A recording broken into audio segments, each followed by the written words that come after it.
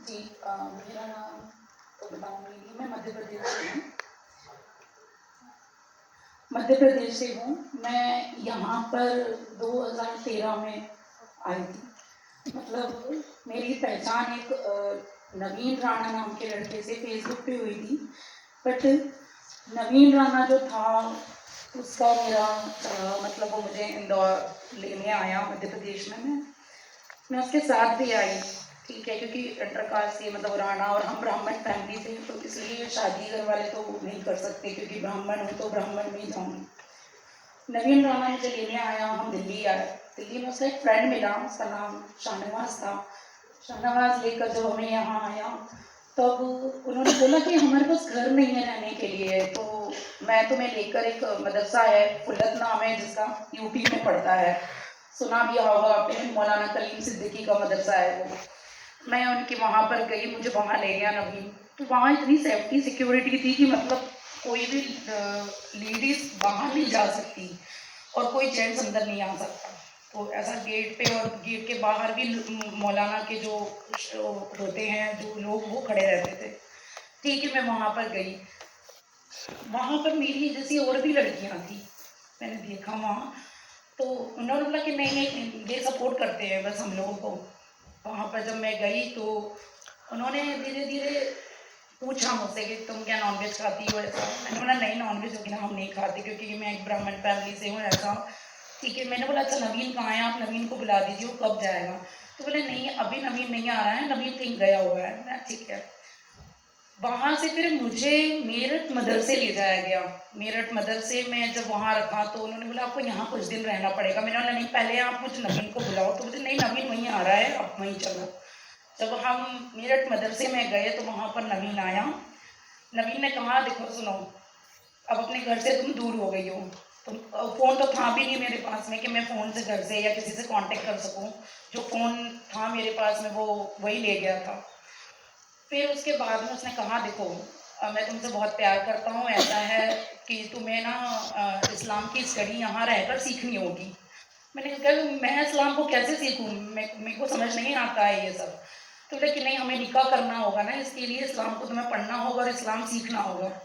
वहाँ इतना टॉर्चर था कि वो 5 मिनट के लिए बस मिला और बस ये बोलकर चला गया। अब वहाँ जो मदरसे में लेडीज़ होती थी जो हमारी जो हम सबको सिखाती थी वहाँ पर, उन्होंने कहा अब आपको इस्लाम में कलमा पढ़ना है। उन्होंने कलमा सिखाया। उसके बाद में सुबह 4 बजे हमको उठा दिया करते थे नमाज़ पढ़ने के लिए, जिसे तहज्जुद बोलते हैं।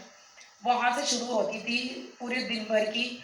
मॉर्निंग में 7 बजे सिर्फ हमें चाय मिलती थी। उसके बाद में ऐसा ट्रीटमेंट सिर्फ हमको मिलता था जो वहाँ पर हिंदू लड़कियाँ थी। बाकी जो उनकी लड़कियाँ थी उनको ऐसा ट्रीटमेंट नहीं मिलता था। फिर उसके बाद में हमें सिर्फ चटनी देते थे और चावल देते थे, और रात में चटनी और रोटी, वो भी सिर्फ 2। फिर उन्होंने बोला कि इस्लाम, तुम स्टडी याद नहीं करोगी, तुम आयतें याद नहीं करोगी, तुम नमाज याद नहीं करोगी, कुरान को पढ़ोगी नहीं, तो तुमको ऐसे ही मिलेगा। वहाँ हम लोग रहते, मैं कहूँ मुझे मेरे घर जाना है, प्लीज़ मुझे मेरे घर भेज दो।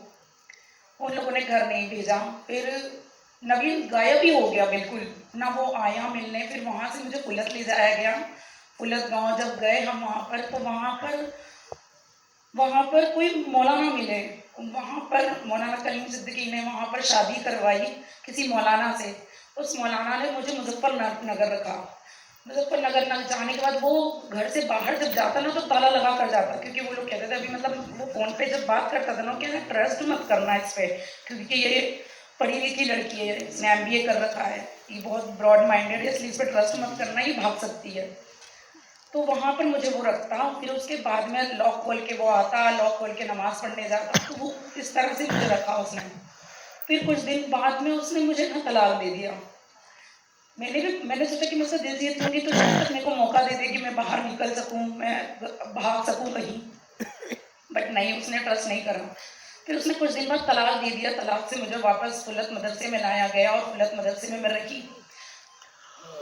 मदरसे में रहने के बाद में उन लोगों ने बोला कि मैं शादी करनी होगी, देखो तुम अपने घर तो जा नहीं सकती हो, घर जा भी नहीं पाओगी क्योंकि तुम्हारे घर वाले तुम्हें एक्सेप्ट नहीं करेंगे, क्योंकि मुझे बुर्खा पहनवाना, पर्दे में रखना, मेरा एक नाखून भी नहीं दिखता था क्योंकि हाथ में ग्लव्स, पैरों में ग्लव्स, हर जगह सॉक्स वगैरह, मतलब इस तरह से मुझे वो लोग रखते थे। एकदम नकाब करके। फिर उसके बाद में उन्होंने मेरा किस दूसरी जगह पे निकाह करवाया, वहाँ पर निकाह हुआ। फिर उसने मुझे कुछ टाइम तक रखा, क्योंकि 2013 से अब मैं इस चीज़ से निकली हूँ, अभी तक मेरा केस भी चल रहा है। और उन्होंने मेरा फिर हलाला करवाया, हलाला के नाम पे वो अपने जीजा से करवाता, फिर उसके जीजा तलाक देते, फिर वो मेरे साथ रहता।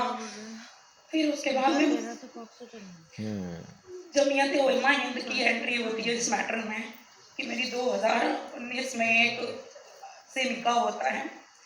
वो हाफिज़ कुरान था, उसने मुझसे झूठ बोल के शादी करी, ये बताकर वहाँ पर कि उसकी वाइफ की डेथ हो गई, इसलिए वो वहाँ पर शादी कर रहा है। मतलब मैं इन लोगों के बीच में नहीं, मेरे को कोई ऐसा नहीं था कि मैं निकल सकूं, बाहर जा सकूं। और उसने मुझसे शादी करी, 4 साल मुझे रखा, फिर उसके बाद उसने मुझे तलाक दिया। फिर इनकी फैमिली वालों ने मुझे अपने मतलब कमरे में रखा, बिल्कुल कहीं जाना नहीं, आना नहीं। फिर उसके बाद में उसने मुझे फ्लैट लेकर एक जगह रखा, सबसे छुपा कर।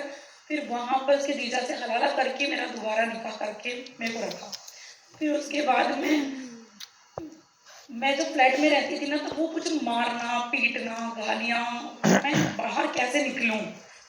फिर मेरी एक फ्रेंड से मेरी दोस्ती हुई, मेरी फ्रेंड यही मेरे साथ रहती है, मतलब बहुत सपोर्ट, इसने मुझे इतनी हिम्मत दी, बहुत हिम्मत। मैं वहीं पास के डीएलएफ थाने में गई और उसकी कंप्लेंट लिखी कि सर ऐसा ऐसा मेरे साथ इन लोगों ने करा है कि मेरा हलाला करवाया, फिर मुझे अब शुरू 2013 से लेकर अब तक ये सब करवा रहे हैं।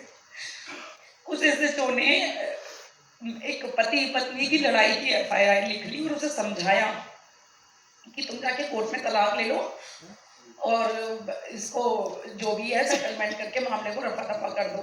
बट मुझे जब मैं वहाँ गई एसएचओ के पास, पता पड़ा कि क्या उन्होंने लिखवाई एप्लीकेशन, तो उन्होंने एफआईआर ये मतलब ये हस्बैंड वाइफ वाला ही लिखा, क्योंकि वो हर बार जाता और पैसे दे देता, क्योंकि वो मदरसा चलाता है, बहुत बड़ा स्कूल भी है उसका, तो अच्छी अर्निंग है उसके पास में, तो वो पैसे दे दिया करता और वो छूट जाया करता।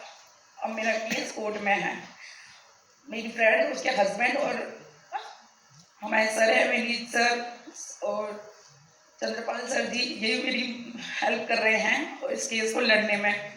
और मैं चाहती हूँ कि अगर प्रशासन कुछ पैसे लेकर ये काम ना करे ना, तो सच में किसी के लिए वो खड़े हो सकते हैं। वो हमेशा पैसे दे देता है और इतना ट्रस्ट दिलाया था मुझे कि नहीं आपकी हेल्प होगी, आप फिक्र मत करो, और मेरा कोई हेल्प नहीं हुआ। 1.5 साल से मैं अभी भी स्ट्रगल कर रही हूँ और मैं लड़ रही हूँ, पर मैं बैक नहीं होंगी। मेरे पास फैमिली का कोई सपोर्ट नहीं है, क्योंकि मैं एक ब्राह्मण फैमिली से बिलोंग करती हूँ और हमारे यहाँ इज्जत को बहुत कुछ मानते हैं, इसलिए अब मेरे पास जो मेरी फैमिली है बस यही है और कोई भी नहीं है। और ये जो फिल्म है, इससे ना बहुत कुछ सीखने को मिलता है। ऐसी फिल्में तो बननी चाहिए जिससे कि हमें आईना दिखाई दे। एक ये मुस्लिम कम्युनिटी का जो आईना है ना, वो हमें दिखाई नहीं देता है। ये ऊपर से बहुत अच्छे होते हैं, दाढ़ी टोपी बिल्कुल नेक बन के रहना नाइन, पर इनके अंदर बहुत गंदे हैं। इतना जुल्म है अंदर, जो जुल्म मैंने देखा है अपनी आंखों से, बहुत जुल्म है, कहानी नहीं है। तो मैं तो सोचती हूँ कि समाज में इस तरह की मूवी आती हैं खराब वराब सी, इससे अच्छा तो ऐसी मूवीज आए जो हमको कुछ सिखा दे कि नहीं वाकई में रियल में लड़कियों के साथ में क्या हो रहा है। ठीक है, थैंक यू सो मच।